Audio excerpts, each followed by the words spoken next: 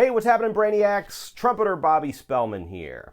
And one extremely useful skill that I use all the time as a professional musician is the ability to memorize music. Every once in a while, I will get a call from a band leader who will say, "Hey, Bob, we've got a tour coming up in a month. We need a trumpet player.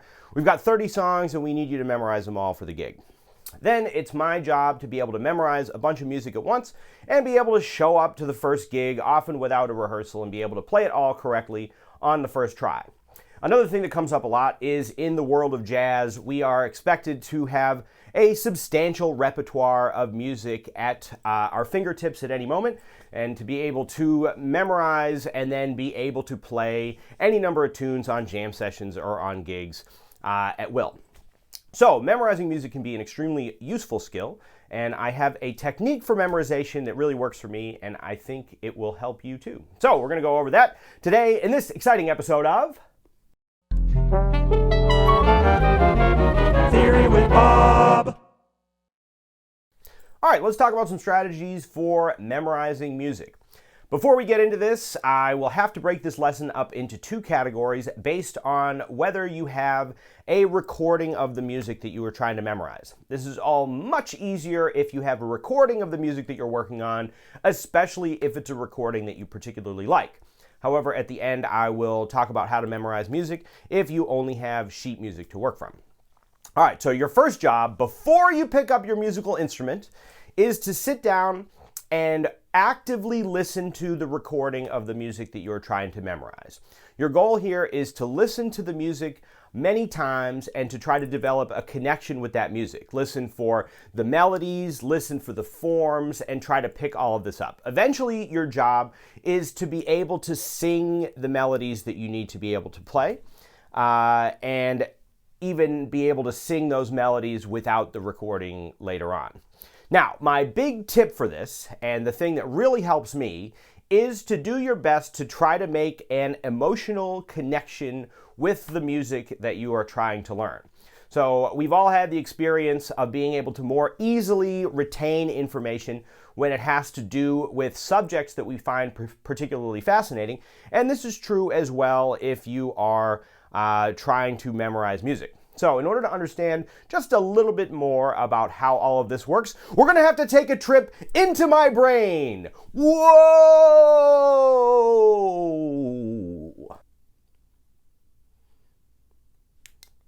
All right, here we are inside my brain. Looks like there's not really a lot going on in here.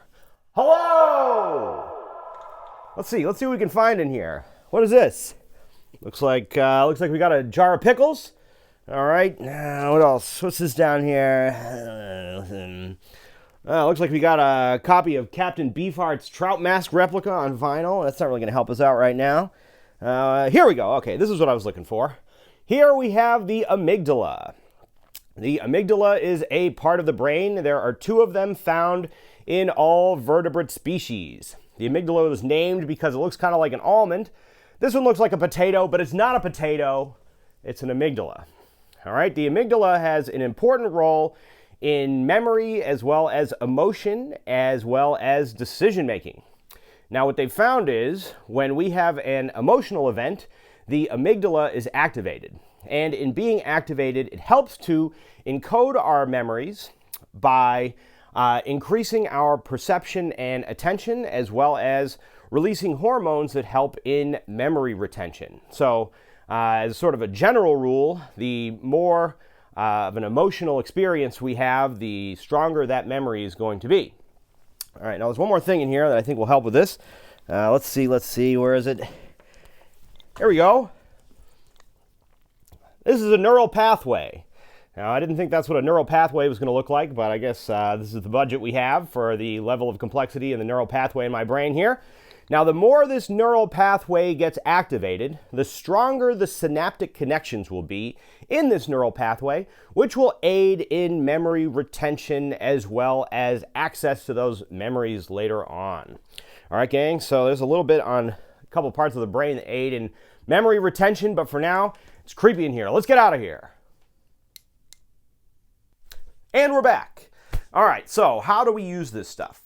Well, the goal here is to try to enhance your retention of the musical memory by developing an emotional connection with the music that you are listening to.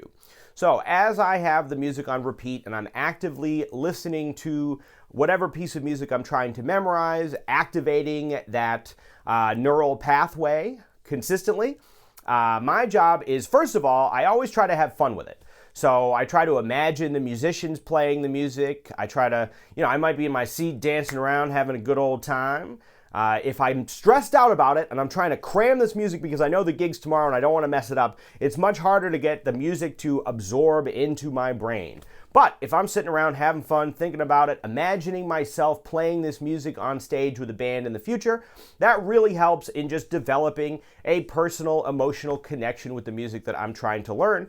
And in doing that, it absorbs much more quickly in my experience.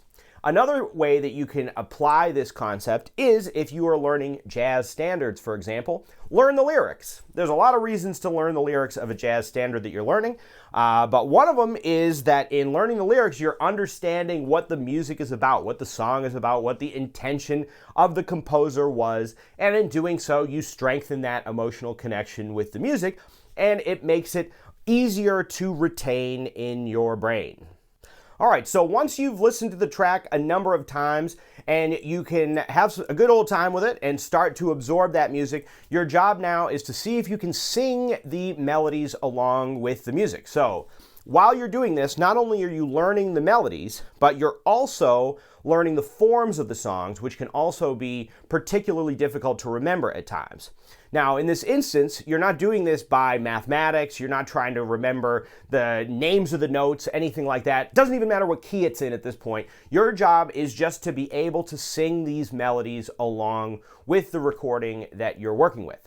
Eventually, you will find that you'll be able to sing the melodies outside of listening to the recording, and you may find that much of the recording is imprinted in your brain and you are able to conjure it later on when you're doing other activities or sleeping or things of that nature.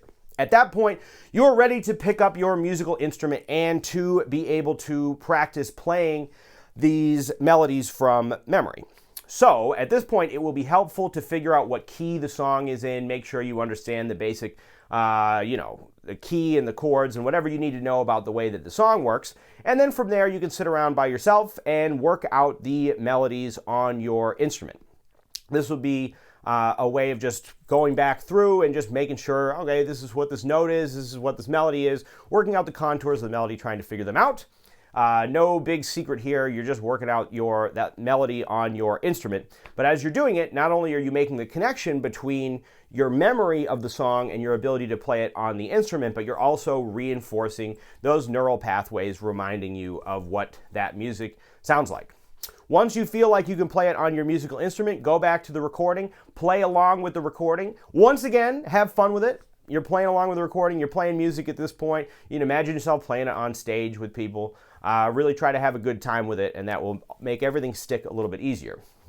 If you notice that there are some mistakes that you've made in figuring out the melody, then you go back, fix the mistakes, try it again, go back, refine what you're doing, and be able to play along with the recording. Now at this point, your job is 95% done. All you have to do is to continue to practice it from time to time to strengthen those neural pathways. And you will find that when you have to play the music in a real live musical setting, you will be prepared. You will be able to conjure this music seemingly from thin air, and you will impress the members of the band as well as the audience, and everyone will rejoice. Now, imagine you are in a circumstance in which you do not have a recording of the music. Now you have to become your own recording of the music. So if you're just given sheet music, your job, first of all, is to play through the music enough to the point where you really have the sound of that music, the melodies and whatnot in your mind. And then you can go back and sing it if you'd like. But once you've played through it enough times that you really have the sound of that music in your mind, then put the music away and try to play the music from memory. If you find that at any time you're hung up on a particular passage or a particular part of the melody or the form, something of that nature, then you go back to the music, check it out again, play through it, and then put the music away and really try to do it from memory. In the process of that, you will strengthen those memories, but once again, you're basically just trying to hear the melodies in your head, be able to sing them if you can, and then be able to produce them on your instrument without having to read music or without any other kinds of external help.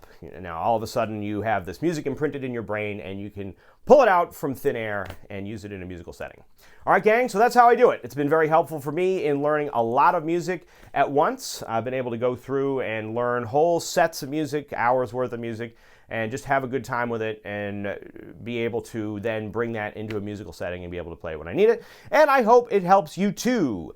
If you like this video, give it a like and subscribe to the channel for more videos on improvisation and music theory and trumpet and the like. And have a wonderful time practicing and memorizing your favorite music. And I'll catch you on the next one. See ya.